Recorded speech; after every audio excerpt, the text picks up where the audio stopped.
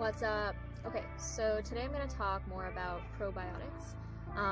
If you haven't watched my intro to gut health video, go ahead and watch it. It's on my YouTube channel. I hope that's what you're watching this on. And click subscribe. I don't really care about the likes. I just want people to subscribe so they can continuously get these updated videos if you like my videos. And please share them for anyone that you think might benefit from them. Okay, so I'm going to try to keep this really short. I'm not going to really go into the foods yet when it comes down to feeding your good bacteria. So today I'm just going to tell you the benefits of good bacteria, and why there's such a reduction in the amount of good bacteria in our bodies today. So hopefully that will kind of motivate you to, enhance your good bacteria in your body. So benefits of good bacteria. Good bacteria enhances your mood and your well-being. Have you guys ever heard of the hormone or the neurotransmitter, serotonin? Serotonin basically controls your mood, your appetite, sleep, depression, anxiety, anything that really has to do with your mind. Serotonin plays a pretty big role in it. And guess what? It's actually made, 90% of serotonin is made in your gut by, guess who? Your microbiomes and your gut cells. So this is pretty awesome. We know that there is a gut and mind connection, and I'm going to talk more about that in a later video. But serotonin is basically your antidepressant hormone, and it's controlled by your microbiota. So that shows you that if you take care of your gut microbiomes, which means you're taking care of your gut cells, you are basically taking care of your mental health. So they also play a major role in immunology. 70% of your immune system is actually in your gut. There's been a lot of research that's happening now. It's been done already, and there's still more happening. I think there's going to be a very big breakthrough in medicine when it comes down to allergies soon. That's going to have to do with the connection between allergies and your microbiomes. Where certain people that have specific bacteria have allergies while others don't. So I think they're going to figure out how to solve that.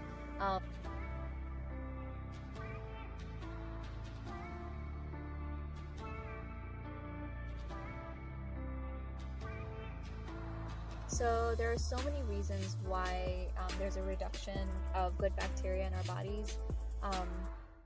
Number one is that we're just not getting enough good bacteria or probiotics from our diet. And that probably has a lot to do with the fact that things have become so industrialized, because of mass production, and then the animals are actually being fed something different than what they're supposed to be fed, and because of that they end up gaining a lot of bad bacteria in their bodies, and then they end up having to go through the process of pasteurization, which actually kills off every single bacteria, not just the bad but also the good. And I think the good is actually why we have to eat those, like even dairy. That's probably the benefit from it, is probably the good bacteria that you're getting. But now lately, with the process it is, you're not really getting that anymore. So is it really benefiting you? And instead I feel like it's harming you. Another reason is not getting enough prebiotics. So prebiotics are actually a type of fiber that humans can't digest. We don't have, the enzymes to digest that. So, and that's why we have the good bacteria. Those prebiotics are actually food for the good bacteria. So they're, prebiotics are food for probiotics, basically. I hope that makes sense. And I'll get more into, what foods those are as well. Another reason is overuse of antibiotics, which we all already know. Antibiotics can be such a great thing, but it also is horrible for you. If you're overusing it, it actually reduces your probiotics by almost 25%. Another one is alcohol use, smoking, sleep disturbance, which I'm going to talk about in another video as well, chronic stress, C-sections. A lot of mothers have now been having C-sections instead of vaginal births, and they say that most of your gut microbiota and microbiome is created when you come out through the vaginal canal. So when you're getting a C-section, you're not getting those natural probiotics from your mother. Because of that, your probiotics are already reduced in number. Breastfeeding is another one. You get a lot of bacteria being passed down from your mother that is actually from her mother and then her mother, coming down through generations. So if you don't breastfeed enough, you might not be getting, you might not be passing on those good bacteria to your babies. And I'm not saying anybody, you know, I'm not trying to judge anybody who doesn't breastfeed. I also didn't breastfeed for too long, so that takes care of that. But yeah, it's very important to increase the amount of good bacteria in your body. I think they're the, you know, those are the little creatures that we need to take care of. You know, if you think of Inside Out, if you watch that movie, you know, those little creatures, like characters, happiness, sadness, anger, whatever, we need to give them what they need to survive, basically, right? And to be able to take care of our bodies. You can see prebiotics and probiotics are very, very important for our body. Next video, I'm going to kind of go into what prebiotics you can eat that will feed your probiotics. And then once you have enough of the probiotics, what other things from your diet can you eat that will also enhance them in number. So now that I got you all confused, I want you to go out and do your own research.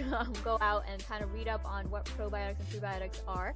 You might even get, you know, some of the foods that, you know, that I'm going to talk about in my next video, so you already be prepared.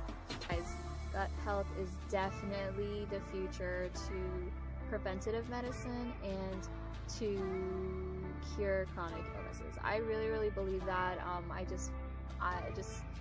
Me changing up my diet in the last 2 years, 3 years, whatever it's been, it's been amazing.